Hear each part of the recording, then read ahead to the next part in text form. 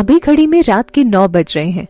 आज की रात रोज की तुलना काफी अलग सी दिख रही थी। बैचलरेट पार्टी में कई पैग पीने के बाद टीना का फियांसे उसे पार्टी से अपने घर पर ले गया। घर पर आकर वो तुरंत ही सो गई। थोड़ी देर के बाद जब टीना थोड़ी होश में आई तो उसका सर भारी हो रहा था। बहुत मुश्किल से वो अपनी आंखें खोल पा रही थी। कमरे में लाइट बहुत कम थी।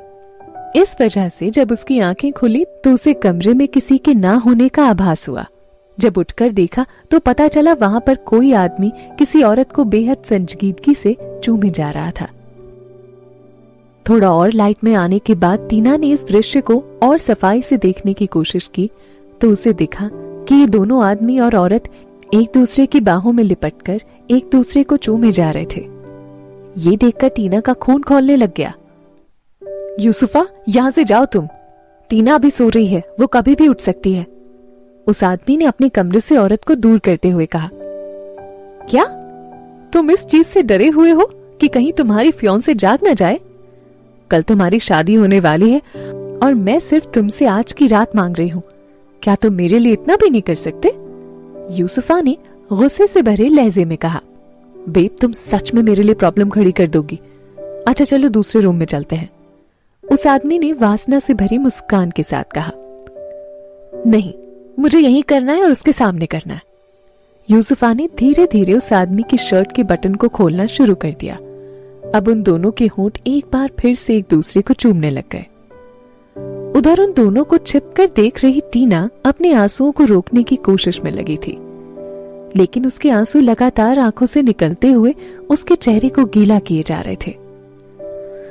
आखिर किसने सोचा था कि जिस आदमी के साथ वो कल शादी करने जा रही है वो उसकी आंखों के सामने उसे धोखा देगा। सुनो, चलो बाथरूम में चलते हैं। बाथटब तो तुम्हारा फेवरेट प्लेस है ना? उस आदमी ने कहा। फाइन, ये सही है। तब तुम जाओ और पहली बाथटब भरो। यूसुफा ने उस आदमी के सीने पर धक्का मारते हुए उसे बाथरूम की तरफ जाने का इशारा किया। जैसे ही वो आदमी बाथरूम की तरफ गया तो यूसुफा ने अपने कदम टीना की तरफ बढ़ा दिए। टीना के पास आकर उसने कहा, टीना, मैं कल तुम्हें और प्रणय को किसी भी हालत में शादी नहीं करने दूंगी। मैं इस वक्त प्रेग्नेंट हूं और प्रणय सिर्फ मेरा है। टीना ने अपनी मुट्ठी मजबूती से बांध ली और वो अपनी भावनाओं को छुपाने में लग गई। वो कोशिश कर रही थी कि कहीं उसके रोने की आवाज बाहर ना आ जाए, लेकिन वो ज्यादा देर तक ऐसा नहीं कर सके। थोड़ी ही देर में जब प्रणय और यूसुफा की वासना भरी आवाज उसके कानों में पड़ी तो वो फफक कर रो पड़ी। आज से 3 साल पहले टीना मुंबई की टॉप मॉडल में से एक थी, लेकिन सिर्फ इसी इंसान की वजह से उसने सब कुछ छोड़ दिया था। कई सालों की मेहनत के बाद कमाई गई पोजीशन भी उसने यूसुफा को सिर्फ इसी इंसान के कहने पर दी थी। आज उसका सपना एक पल में ही टूटकर बिखर गया। उसे तो यकीन ही नहीं हो रहा था कि ये सब वाकई में उसके साथ हो रहा है। अभी भी उसे ऐसा लग रहा था कि ये सिर्फ एक बुरा सपना है। कल सुबह होते ही सब कुछ ठीक हो जाएगा, सब पहले जैसा हो जाएगा। टीना लगातार खुद से ही झूठ बोलकर खुद को सांत्वना दिए जा रही थी। आधी रात के करीब यूसुफा ने खुद को बीमार होने की बात कही और वो प्रणय को होटल से बाहर लेकर चली गई। तब टीना को इस बुरे सपने के सच होने पर थोड़ा यकीन होने लग गया था। प्रणय और टीना को अगले दिन शादी करनी थी।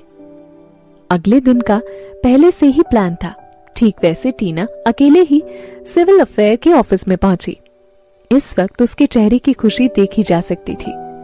अभी भी उसे उम्मीद थी कि प्रणय आकर उससे शादी करेगा।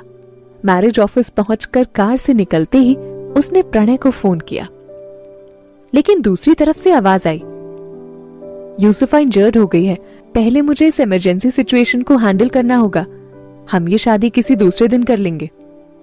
भला कोई आदमी अपनी शादी कैसे टाल सकता है? अब कोई दूसरा दिन नहीं आने वाला था, ये टीना को समझ आ गया था। टीना वापस जाने के लिए तैयार होने लगी। उसने अपनी आंखों के आंसू को काले चश्मे से छिपा लिया। वो जाने के लिए मुड़ी ही थी कि उसकी नजर एक लंबे कद के शख्स पर पड़ी। उसने डार्क ब्लू कलर का सूट पहन रखा था। सूट के सामने की जेब से निकला वाइन कलर का स्कार्फ उसकी खूबसूरती को और बढ़ा रहा था। इसके नीचे उसने जो भूरे रंग के फॉर्मल शूज पहन रखे थे, जिस पर वो सूरज की रोशनी पड़ने से और ज्यादा चमक रहे थे। ये आदमी अपनी पर्सनालिटी से एक नजर में ही किसी का भी दिल जीत सकता था। उसने अपनी आंखों पर चश्मा भी चढ़ा रखा था। उसके चेहरे का गठन और बेहद खूबसूरत होंठ किसी भी औरत के होश उड़ाने के लिए काफी थे। टीना ने इस शख्स को देखते ही पहचान लिया। ये आर एंटरटेनमेंट के सीईओ रणविजय रावत थे।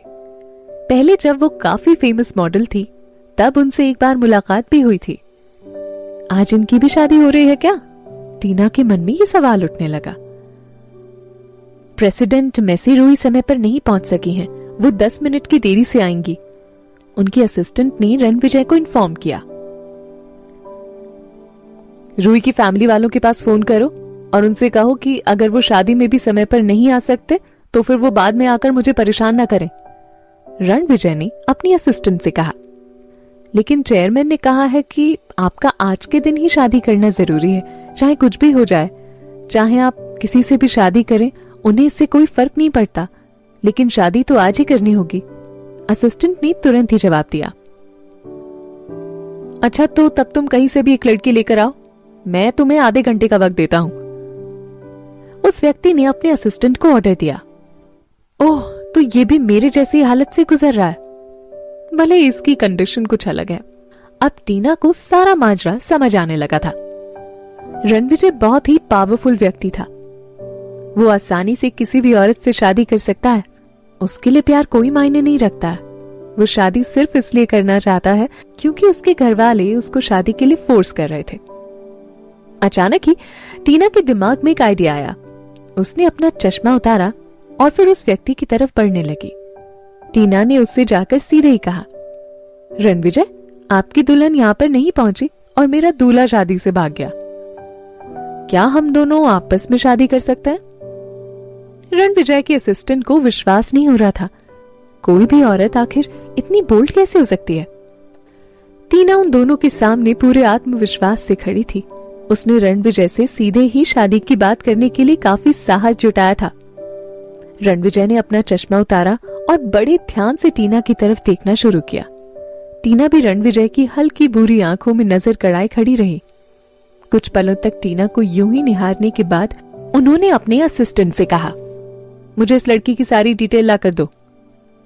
बिल्कुल। रणविजय का असिस्टेंट पहले से ही जानता था कि टीना कौन थी। उसने जल्दी से अपना फोन निकाला और फिर उसने टीना को सर्च करके फटाफट अपने बॉस को सारी इंफॉर्मेशन दे दी। 2 मिनट तक फोन में देखने के बाद रणविजय ने सिर्फ एक ही लफ्ज में अपना फैसला सुना दिया, ओके। रणविजय से मिलना टीना की लाइफ की सबसे अच्छी घटना थी। वो खुद को आज दुनिया की सबसे लकी वुमन मान रही थी। उस व्यक्ति के पास किसी भी औरत को इस्तेमाल करने का कोई कारण नहीं था। वो जिसे चाहे उसे पा सकता है, जैसी औरत के साथ चाहे उसके साथ सो सकता है। उसके पास औरतों की कोई कमी नहीं थी। ऐसे में उसने टीना से बिना किसी स्वार्थ के ही शादी की थी। कुल मिलाकर उसने रणविजय से इसलिए शादी की थी क्योंकि वो प्रणय गुलाटी को उसकी गलती का एहसास कराना चाहती थी। इन दोनों की शादी बहुत जल्दी ही हो गई। मात्र आधे घंटे के भीतर ही टीना के हाथों में उसका शादी का सर्टिफिकेट आ गया। अब से वो एक शादीशुदा औरत बन चुकी थी। रणविजय, क्या मैं आपसे कुछ कह सकती हूँ? टीना ने कहा। गाड़ी में बैठो, रणविजय ने गाड़ी की तरफ इशारा करते हुए कहा। रणविजय जैसे ही रजिस्ट्रेशन हॉल से बाहर आया, उसने फिर से अपनी आंखों पर चश्मा चढ़ा लिया। टीना ठीक उसके पीछे पीछे चलने लगी। बाहर खड़ी रोल्स रॉयल्स में बैठने के बाद टीना ने शर्माते हुए रणविजय की तरफ देखा और कहा, मुझसे शादी करने के लिए आपको थैंक यू सो मच। अगर आपको इसके बदले में कुछ भी चाहिए हो तो प्लीज मुझे बताना। मैं आपके लिए कुछ भी करने को तैयार हूं। लेकिन मेरी आपसे सिर्फ 2 ही रिक्वेस्ट हैं। मुझे यकीन है कि आप जरूर मानेंगे। बोलो, रणविजय ने अपने कॉलर को ढीला करते हुए थकान भरी आवाज में कहा। पहला, जब तक कि आपकी कोई मजबूरी ना हो आप हमारे इस रिश्ते को छुपाकर रखेंगे। और दूसरा कि मेरे पर्सनल मामलों में आप कोई भी इंटरफेयर नहीं करेंगे। हाँ, लेकिन आपको चिंता करने की कोई जरूरत नहीं है। अब हमारी शादी हो चुकी है तो मैं किसी और मर्द के करीब भी नहीं आऊंगी। टीना की रिक्वेस्ट को सुनने के बाद रणविजय ने चेहरे पर हल्की बनावटी मुस्कान लाते हुए कहा, मैं वादा करता हूं, लेकिन मैं तुम्हें थोड़ा टाइम दे रहा हूं जिससे कि तुम अपने पास्ट से बाहर आ सको। जब तक हम इसे एक ट्रायल मैरिज की तरह रखेंगे और जब 6 महीने बाद तुम पूरी तरह से तैयार हो जाओगी, मैं इस शादी को पब्लिकली अनाउंस कर दूंगा। थैंक यू, टीना ने अपना सर हाँ में हिलाते हुए कहा। और हाँ, शादीशुदा लोग अलग अलग रहें ये मुझे थोड़ा ठीक नहीं लगता है, इसके लिए मैं तुम्हें 3 दिन का टाइम दे रहा हूं। तब तक तुम अपना सारा सामान लाकर मेरे घर पर शिफ्ट हो जाओ। मेरा असिस्टेंट तुम्हारे साथ ही रहेगा, वो तुम्हारी मदद भी कर देगा। टीना को इसमें कोई प्रॉब्लम नहीं थी, क्योंकि अब दोनों शादीशुदा थे तो उनका साथ रहना जरूरी भी था।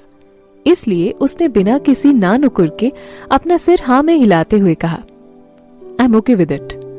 गुड। इन 2 शर्तों पर सहमति बनने के बाद टीना रणविजय की कार से बाहर निकलकर वहां से चली गई। टीना के जाने के बाद रणविजय के असिस्टेंट ने कार में आगे की सीट पर बैठते हुए ही शीशे में देखते हुए रणविजय से पूछा, सर अब हम ऑफिस चले या आप बंगले पर वापस जाकर चेयरमैन को ये न्यूज देंगे? टीना पर नजर रखो, मुझे इसके हर मूव की रिपोर्ट चाहिए। रणविजय ने अपने असिस्टेंट को ऑर्डर दिया और फिर कार में बाहर निकल गए। अचानक से उस लड़की का शादी करने के लिए पूछना कुछ ना कुछ तो जरूर हुआ होगा। रणविजय के दिमाग में इस तरह का सवाल घूमे जा रहा था। एक इंटरनेशनल एंटरटेनमेंट एजेंसी के सीईओ से बेशक उसने टीना के बारे में पहले से ही सुना था। एक समय में वो इस इंडस्ट्री की फेमस मॉडल थी। 3 साल पहले अचानक ही उसने top entertainment agency star king का एक ऑफर ठुकरा दिया, जिसकी वजह से उसे ब्लैक लिस्ट भी कर दिया गया था।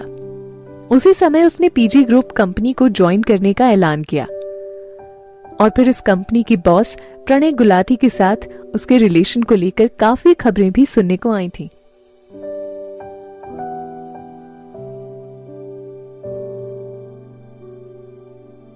इस कहानी का अगला भाग आप बहुत जल्द सुन पाएंगे, पर उससे पहले इस शो को सब्सक्राइब करना ना भूलें।